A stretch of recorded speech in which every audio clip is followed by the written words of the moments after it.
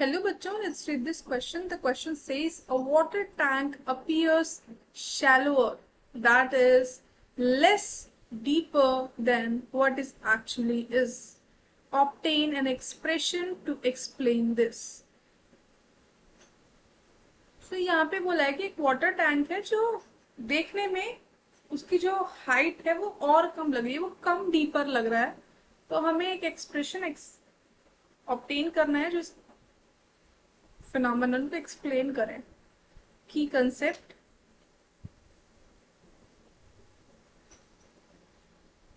Refraction.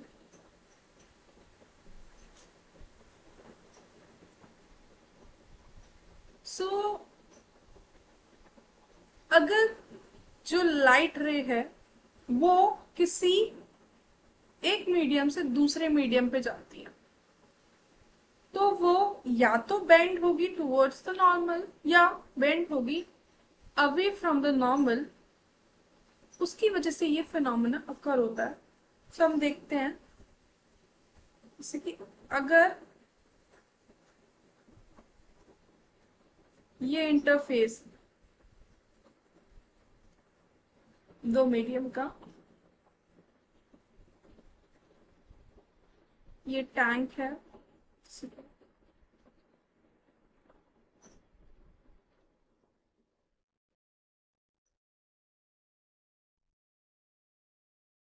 ये ऐसे tank, ये इंटरफेस है, ये है रियल डेप्थ डी।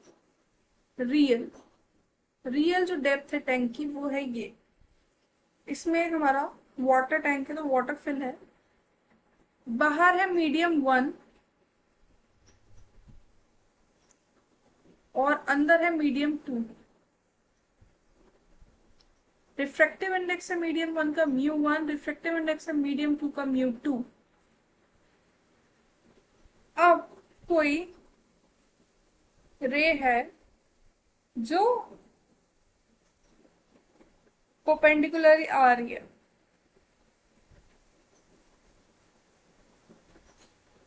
ये है नॉर्मल एट द इंटरफेस।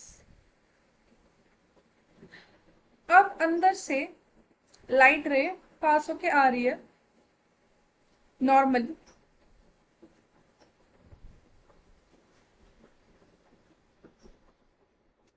और वो नॉर्मली ही चली जाएगी।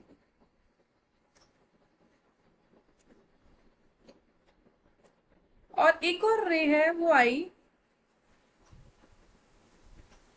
इंटरफेस से टकराई और यहाँ पे हमने एक नॉर्मल ड्रॉ किया।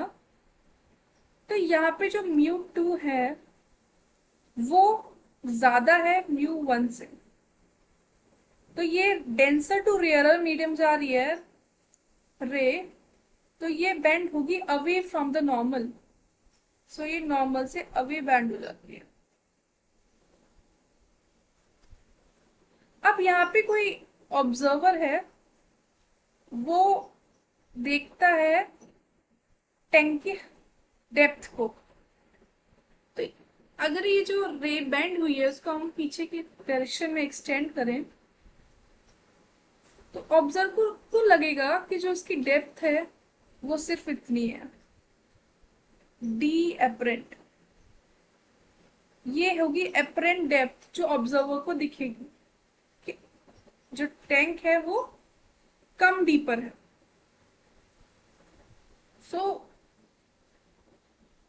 ये एंगल हो जाएगा इंसिडेंट एंगल आई, ये हो जाएगा एंगल ऑफ रिफ्रैक्शन, और ये एंगल आर है तो ये एंगल भी आर होगा, और ये एंगल आई हो जाएगा फिर। तो ऑब्जेक्ट जो है हम अगर देखते हैं स्नेल्स लॉ लगाते हैं हम इंटरफेस पे by Snell's law. So μ2 sin i equals to μ1 sin r होगा स्नेल्स लॉ के अकॉर्डिंग। पर यहाँ पे जो आई और आर है वो बहुत ज्यादा स्मॉल एंगल्स है, since I and R, angle I and angle R are very small.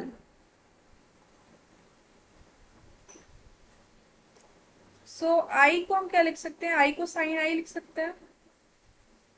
I equals to sin I and equals to tan I. sin I को हम I लिख सकते हैं और equals to tan I भी लिख सकते हैं. Same goes for R. R equals to sin R equals to tan R. अब हम इसको रिप्लेस कर देते हैं इक्वेशन 1 में साइन को 10 से. सो हमारी जो इक्वेशन आएगी वो आएगी mu 2 tan I equals to mu 1 tan R.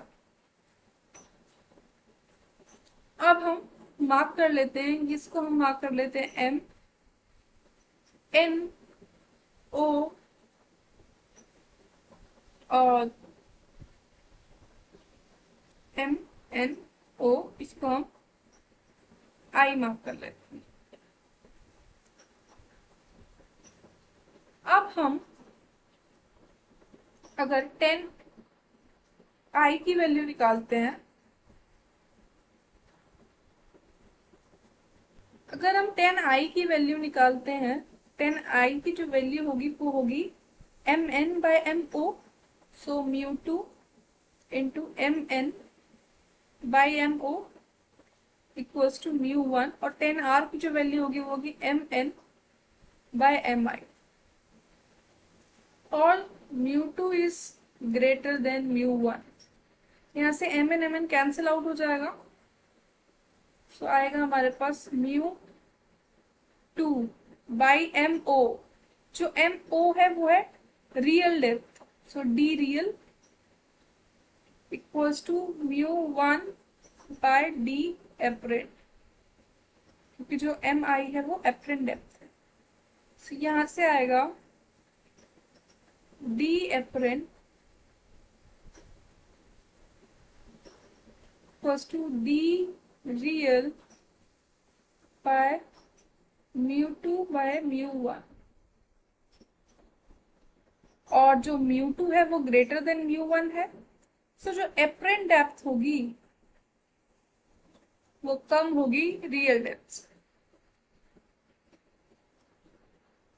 तो जो एक्सप्रेशन होगा वो ये होगा the apparent equals to the real by mu 2 by mu 1.